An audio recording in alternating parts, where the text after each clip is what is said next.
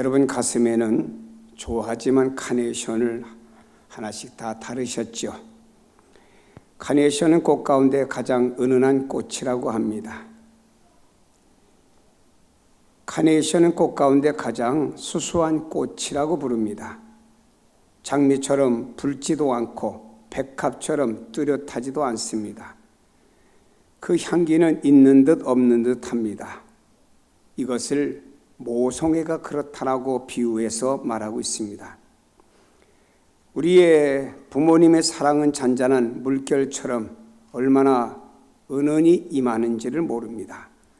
그러면서도 부모님의 사랑만큼 강하고 뜨거운 것은 세상에서 찾아볼 수가 없습니다.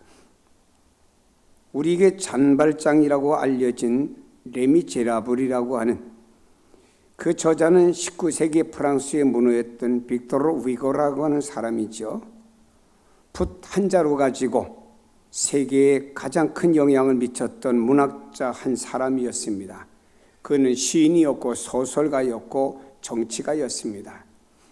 물론 그를 그렇게 훌륭하게 키운 것은 그의 어머니였습니다. 빅토르 위고는 어머니에 대해서 유명한 말을 오늘 우리에게까지 남겼지요. 여자는 약하다. 그러나 어머니는 강하다. 우리 어머니는 연약합니다. 그분의 미소는 은은하고 연약하지요. 그러나 자식에 대한 어머니의 사랑만큼 강한 것은 없습니다. 빌헬름 리아제라고 하는 시인은 이 세상의 만물을 좌우할 수 있는 어떠한 학문과 지식도 감히 어머니의 눈길 한 번과 비교할 수 없다고 하는 말을 했습니다. 자식을 향한 어머니의 눈길, 그 속에는 형용할 수 없고 세상의 어느 것도 이겨낼 수 없는 사랑의 힘이 깃들어 있기 때문이라고 하는 것입니다. 노벨 문학상을 받은 프랑스의 알버토 까미는 어머니에 대한 해상기를 쓴 사람입니다. 그는 아버지는 까미가 태어난 지 1개월 만에 세상을 떠났습니다. 설상가상으로 아버지가 돌아가실 때쯤 되어서 어머니는 언어와 청각 장애인이 되었습니다. 어머니는 교육 없는 노동자였습니다. 어머니는 언어 장애였고 청각 장애였기 때문에 아들과 대화도 불가능했습니다. 까미는 언어 장애가 된 어머니와 평생 동안 말로서는 대화 한마디 나눠보지 못했습니다. 그러나 세계 정상의 지식인이 된 까미는 이렇게 어머니를 회상했습니다. 어머니의 눈동자가 없었으면 나는 아무것도 못했을 것입니다. 그 사랑의 눈동자는 잠시도 나를 떠나지 않았고 나에게 만족과 용기를 주었습니다. 눈동자의 하나의 빛이 그 아들을 아들되게 만들었다고 하는 것이죠. 사랑하는 여러분, 지금 여러분의 부모님, 어머니는 어떤 모습일까요? 나이에 따라서 다르지만 그 어여뻤던 씩씩했던 얼굴에는 변화가 오기 시작했습니다. 주글주글해지는 모습, 구부러진 등허리, 기력이 없어 어떤 때는 떨리는 손이, 눈이 침침해 안경을 썼다 벗었다. 이제는 더 이상 아무 힘도 없는 이런 분으로 점점 쇠퇴되어가는 모습을 보게 됩니다. 이제는 체력도 쇠하고 경제력도 쇠하고 치아도 점점점 연약한 모습을 간직한 분이 되셨고 그렇게 되어가고 있는 것이 부모님들이죠. 그러나 부모님의 눈동자를 들여다보면 그 속에 어머니는 연약한 여성이 아닌 자식을 위하여 모든 세파를 헤쳐내며 자신을 희생하며 자식을 지키고 길러낸 강한 사랑이 그 눈동자 속에는 배어 있음을 우리는 볼 수 있습니다. 어머니에 대한 일화가 아주 많이 있습니다. 열차에 뛰어들어서 아이를 살리고 대신 어머니가 열차에 치여서 돌아가셨다는 내용. 산에 오르다가 굴러오는 바위를 향해서 어머니가 대신 바위에 지키고 딸을 밀쳐내므로 딸이 살았다는 이야기. 자동차가 충돌하는 순간 아기를 끌어안고 자신의 몸을 방패로 막아 아이를 살려내서 대신 어머니가 희생했다는 이야기, 신문에 오르내렸던 것을 우리는 알고 있습니다. 굶주려 죽어가는 아이를 위하여 자신의 젖꼭지를 자르고 피를 먹였다는 어머니, 연약한 어머니에게서 이러한 위대한 힘이 솟구치는 까닭은 바로 자식을 향한 사랑 때문이 아닐까라고 생각합니다. 우리 어머니가 바로 이러한 분이셨다는 사실을 우리는 잊지 말아야 되겠죠. 우리의 어머니 부모가 약하다고요? 천만의 말씀입니다. 이런 상황이 되면 누구보다 먼저 자신의 몸을 던지실 분은 우리의 부모님들이고, 또 그런 사랑으로 험난한 세월을 꾸려왔고 자식을 키워낸 분이 우리의 부모님, 어머니가 되는 것입니다. 우리 어머니는 힘없는 노인네가 되었다고요? 천만의 말씀입니다. 아직도 그의 어머니의 사랑만큼 태산보다 높고 바다보다 깊은 것을 잊지 말아야 합니다. 오늘 성경은 우리에게 이렇게 말씀하고 있습니다. 내 아버지와 어머니를 공경하라. 5계명에서 내 부모를 공경하라고 말씀하십니다. 하나님은 내 부모를 공경하라고 일방적으로 선포하고 계시는 말씀입니다. 왜 부모를 섬겨야 되는지, 부모를 섬겨야 될 이유와 까닭이 무엇인지 성경은 전혀 언급하고 있지 않습니다. 다만 부모를 공경하라고 선포하는 말씀만 있습니다. 그리고 부모를 공경하는 자에게는 복을 내려주시겠다라고 선포하고 계십니다. 이로써 내가 잘되고 땅에서 장수하리라. 오늘 유대의 격언에 보면 이런 말씀이 나오죠. 하나님의 사랑은 아가페의 사랑이요 어머니의 사랑은 아가페의 그림자이다. 다시 말해 어머니의 사랑은 하나님의 사랑의 그림자란 뜻이 되겠지요. 다시 말씀드린다면 어머니의 사랑은 하나님의 사랑의 모형이란 말입니다. 누군가 어머니를 하나님의 대리자라고 하는 말을 했죠. 이 말에 있어서 우리가 참으로 신학적으로 볼 때는 어폐가 있다라고 말하겠지만 우리가 윤리적으로 볼 때는 동감하는 내용이 들어있습니다. 우리는 하나님을 향하여 창조의 하나님, 섭리의 하나님, 공의의 하나님, 사랑의 하나님이라고 부릅니다. 그렇다면은 어머니가 어떻게 하나님의 대리자가 될 수가 있겠습니까? 어머니는 자식을 낳아줌으로 창조의 대리자의 역할을 하신 분이고, 그리고 자식을 양육함으로 섭리자의 대리자의 역할을 감당하셨고, 자식이 잘못된 길 가면은 징벌을 하기 때문에 공의의 대리자의 역할을 하셨고, 자식을 무조건적으로 사랑함으로 사랑의 대리자의 역할을 담당하는 사람이 어머니라 이렇게 부를 수가 있습니다. 우리 어머니는 위대하신 분입니다. 왜냐하면요, 무조건적으로 사랑을 베풀어 주신 분이기 때문입니다. 저는 이사야 53장에 보면 4절로 6절에 이 땅에 오신 메시아, 즉 예수님이 고난받는 종의 모습으로 올 것을 예언한 말씀이 이사야 53장이 됩니다. 이 말씀은 그리스도께서 십자가의 고통을 받으심으로 인류의 죄를 담당하시고 구원을 이루실 내용을 이사야 선지는 800년 전에 예언한 말씀입니다.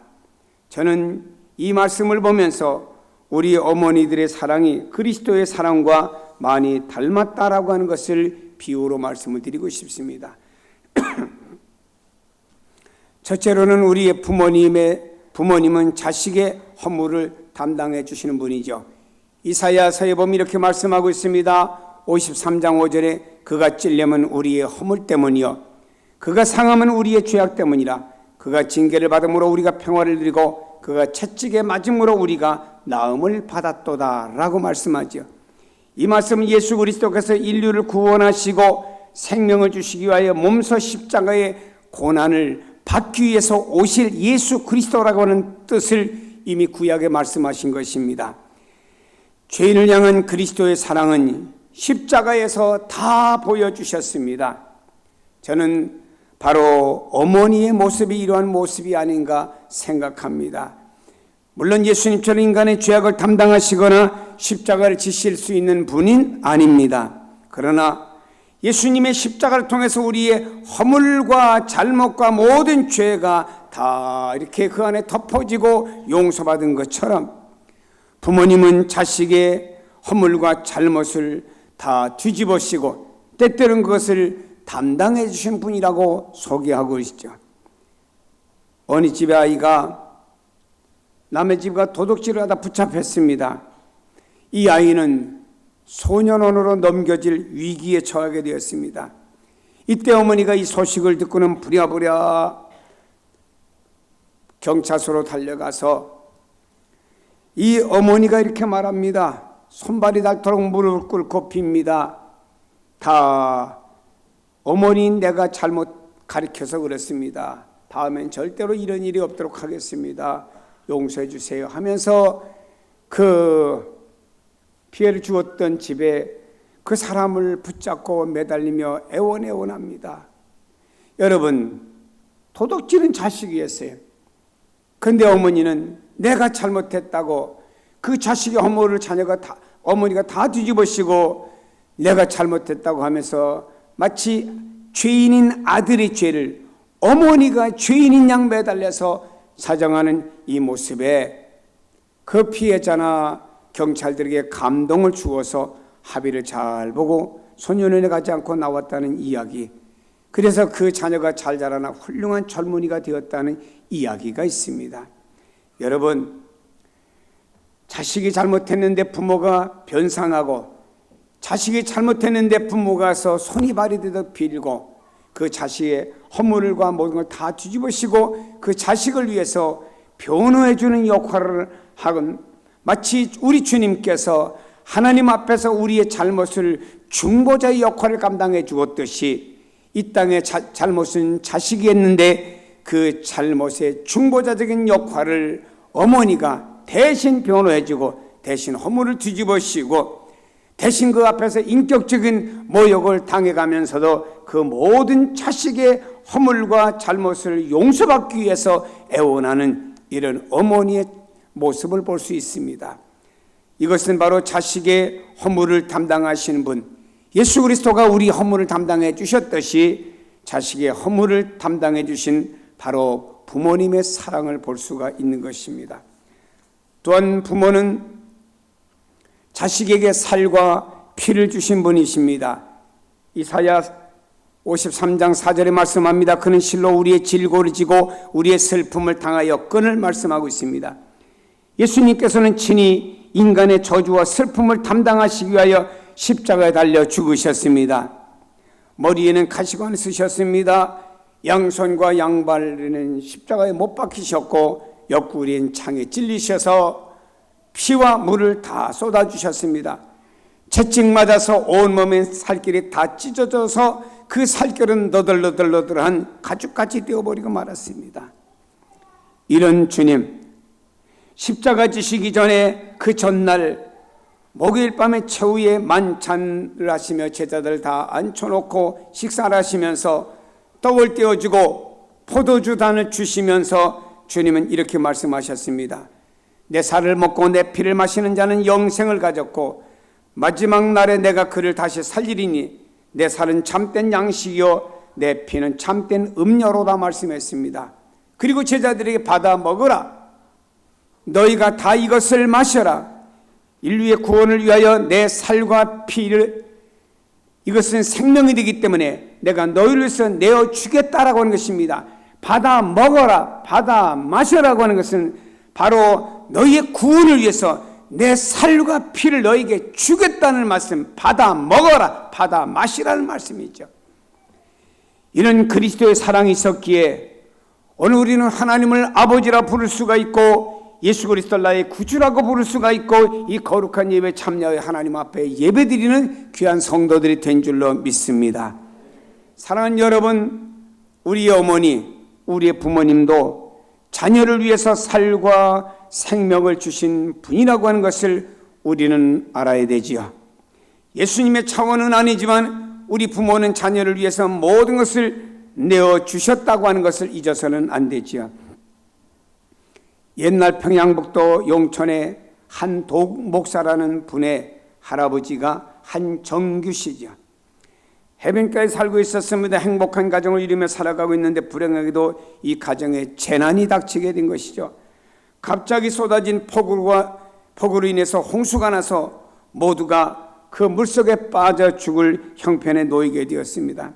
순식간에 마을이 잠기게 되었습니다. 모든 것이 다 떠나가 버리고 맙니다. 그런 와중에서 한정규 씨는 아내와 그리고 아들 양손에 단단히 붙잡고 안간히 쓰면서 그 물살을 탈출해 나오고 있습니다.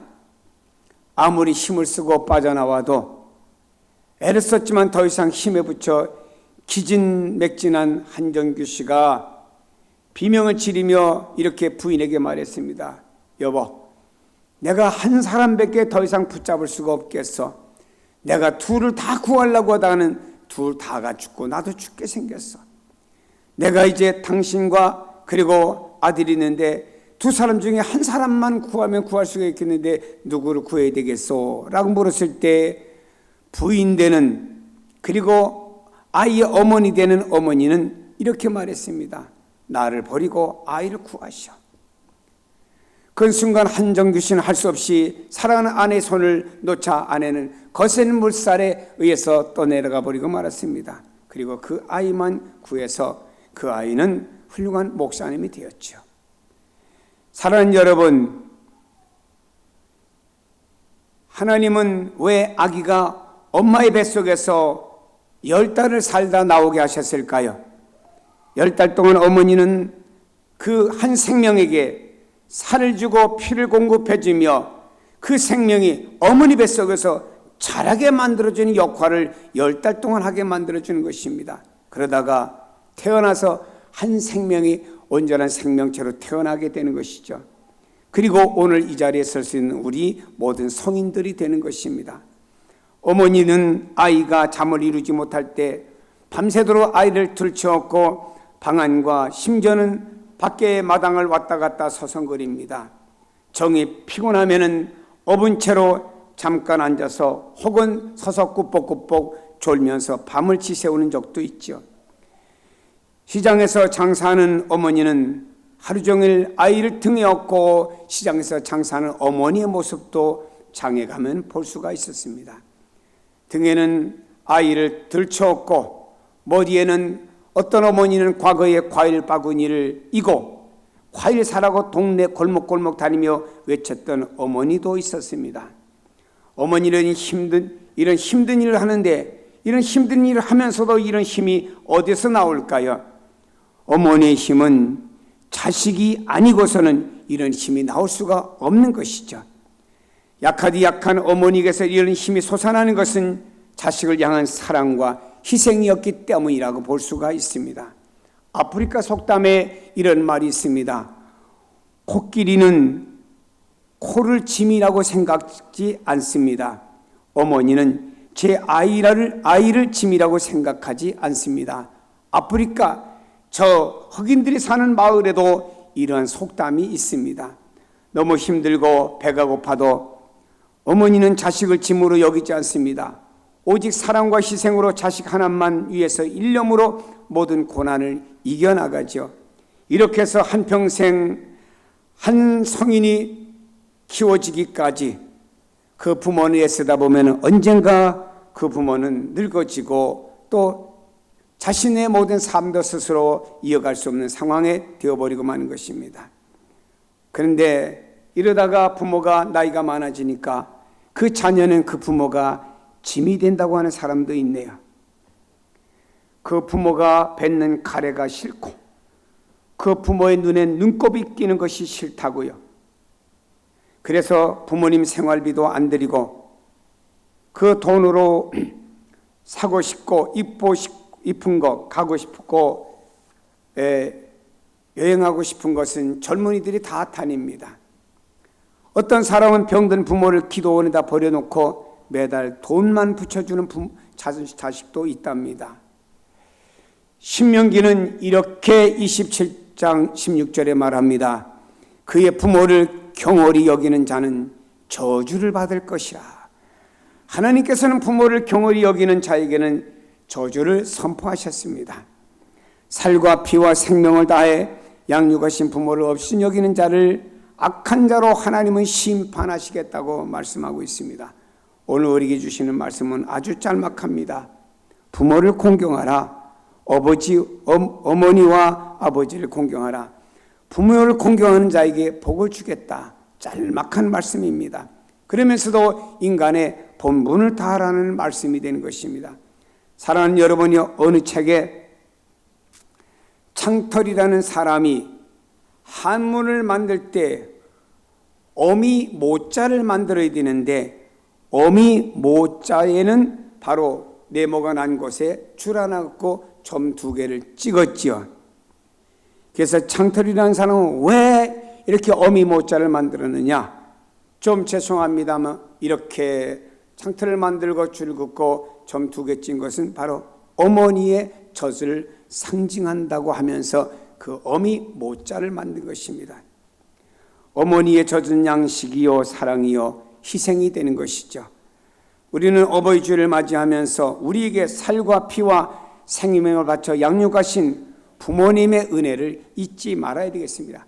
오늘 어머니의 눈동자를 한번 생각해 보세요.